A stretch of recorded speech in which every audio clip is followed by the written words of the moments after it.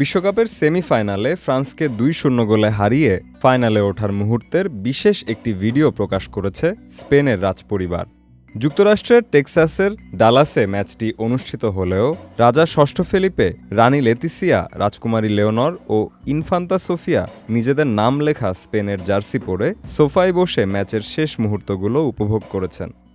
স্পেনের away jersey পরে যার পেছনে প্রত্যেকের নাম লেখা ছিল, পুরো ম্যাচ জুড়েই দলকে সমর্থন দেন তারা। শেষ বাঁশি বাজার সঙ্গে সঙ্গেই উচ্ছ্বাসে একে অপরকে জড়িয়ে ধরেন এবং স্পেনের ফাইনালে ওঠার আনন্দ উদযাপন করেন। সঠিক প্যাড আর সঠিক তথ্য দিয়ে এসব সামলে নিব এক হয়ে। Monalisa sanitary napkin. অন্যদিকে বিশ্বকাপের সেমিফাইনালের টিকিট না পেয়েও স্টেডিয়ামে বসে খেলা দেখার অনুভূতি পাচ্ছেন ফুটবল প্রেমীরা। যুক্তরাষ্ট্রের অ্যাটলান্টায় বিশ্বকাপ ভেন্যুর ১ মাইলেরও কম দূরে অবস্থিত কসমো নামের একটি ভেন্যু ভার্চুয়াল রিয়ালিটির প্রযুক্তির মাধ্যমে সেই অভিজ্ঞতা দিচ্ছে। ফ্রান্স ও স্পেনের মধ্যকার সেমিফাইনাল উপলক্ষে দর্শকদের জন্য এমন আয়োজন করেছে প্রতিষ্ঠানটি।